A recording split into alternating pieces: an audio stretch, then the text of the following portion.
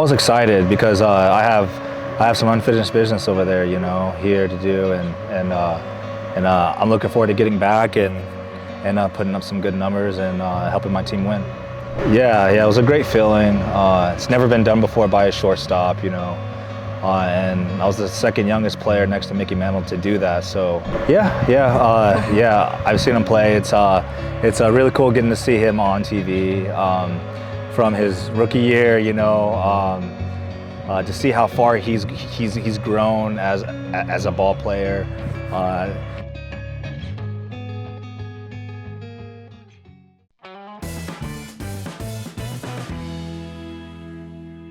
안녕하세요.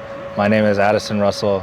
I'm 29 years old. I'm from Pensacola, Florida, and I'll be with 키움히어로즈 in 2023 season. Coming back to this team. The team has accepted me back here and with open arms, and it's really good to see players I played with before, like Junior and Hasan. To be reunited with those guys is really awesome, and the weather here is just outstanding. It's awesome. I've been here a lot of times for spring training, but to be here with my Korean team, it makes it so much special. After 2019. I haven't been in the major league since then. So 2020 I went to Korea. In the past 2 years I've been in Mexico. And in Mexico I performed really well. Hit over 350, 24 home runs in 90 games. So, you know, I'm going back to where I need to be. Like I said, it's just a great opportunity to be here with these guys. And for it to be in spring, they can kind of get a little bit of insight on who I am as a person and as a player, you know, as opposed to, you know, a new guy coming up into the locker room out of nowhere, you know. So that's what I really want to use this time for too, is to build up my confidence. Of course, train really hard and really well, but also to be there for my teammates and for them to get to know who I am as a player in person. No, see, I don't look at it like that. I look at it as like another opportunity to come out and perform, you know. I have a really strong, solid fan base too in Korea as well, so it'd be really cool to see those guys as well. Yeah. I've been in the gym, have gained some weight, some good weight, but I told them most of that weight's probably going to come off by the end of the spring training because we stay busy here, you know. We work really hard in spring training here. Is there like a specific reason that you try to work a lot? Well, my fiance is pregnant, so if she's pregnant, I'm pregnant. So do you like eat like a lot with her? Or? No. I'm still really active. You know. It's just now that we're in spring, I'm going to be a lot more active and lifting more as well. So I should shed a couple pounds here and there. Congratulations. Thank you. I'm not sure where you got that from, but it's just kind of like just comes with the territory. Whenever I gain weight, my arms get bigger. But the good thing is I'm still able to maintain the mobility and flexibility and the speed and the power. So that's all checked out good. So once it becomes a problem of affecting those in a negative way, then we'll address it. But honestly, I feel really good right now. Yeah, it's just difficult being brought into the middle of the season. People don't realize, like, I've only been to really Mexico and a couple other countries, but to be in Korea, it's a completely different culture, different language, different types of people, you know. So there was a culture shock value there.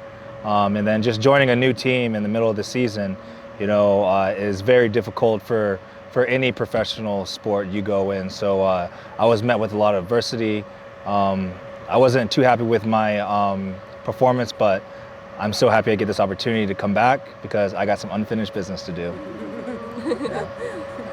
Probably some of the foreign-born players, the import players. Casey was one of the ones, and that's really all I could think of right now. Do you happen to remember the player named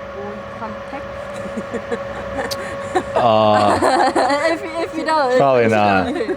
Probably not, no. You don't remember? Mm-mm. Oh, okay, that's fine. He was a pitcher and you scored 0 hits out of 5 times up to the bat. Oh. And you used it 2 strikeouts. Well, thank you for my failure. I appreciate it. He did retire though.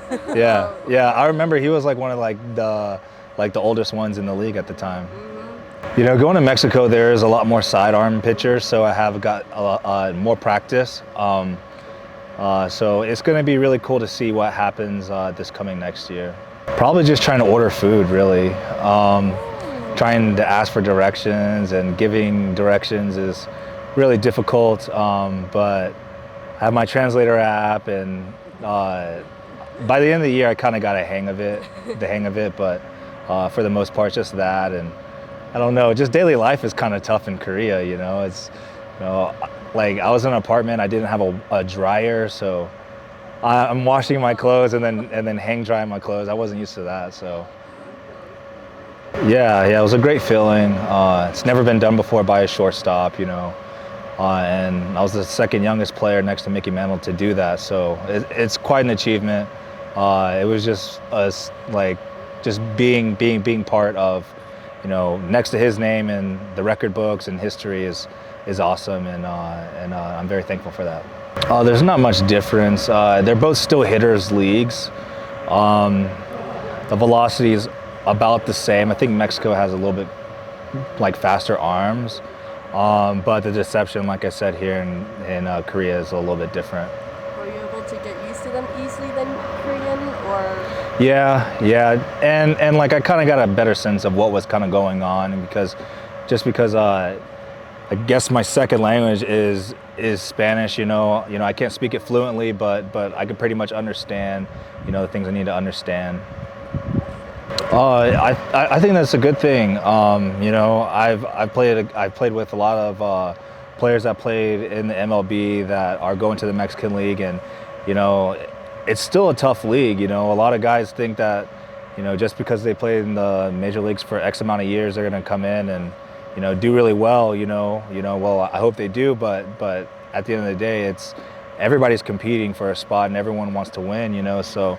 There's a lot of players that didn't do too well, you know, but seeing him, a 6-time All-Star, 5-time All-Star MVP guy is awesome, you know, especially he was on my team as well. So just being around a baseball mind like that was really great.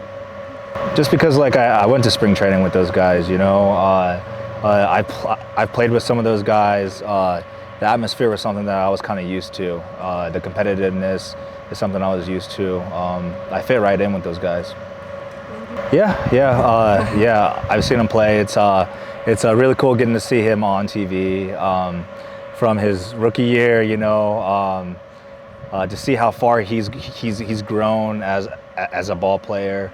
You know, me and him had a couple talks, and he asked, you know, how is it over there? I was like, dude, it's the best of the best. You know, like you're gonna struggle. You're gonna have a hard time adjusting, you know, but you know, you just got to keep going. You got to keep the confidence up, and you got to keep pushing forward. And he's doing pretty well for himself right now. We're good. We have a good communication between him and I. As spring gets longer, we'll have a better relationship. But yeah, solid guy, solid infield. Yeah, well, that's what I'm looking forward to. You know, with it being 2020, I kind of missed out on the audience and the fans and getting to experience Korea. So this year the gates are open. So I am excited to see the fans, for them to cheer us on and to have that back and forth, and just to hear the Korean crowd go crazy. Of course, it's to come back and play baseball in America. That would be great. But I'm not looking that far, you know. I have to deal with what I have to deal with today, you know, and then everything else will plan itself out, you know. I just really want to perform well and be present here. Thank you so much. No, thank you guys. You did good. Oh, you killed my confidence. I'm gonna go home and cry.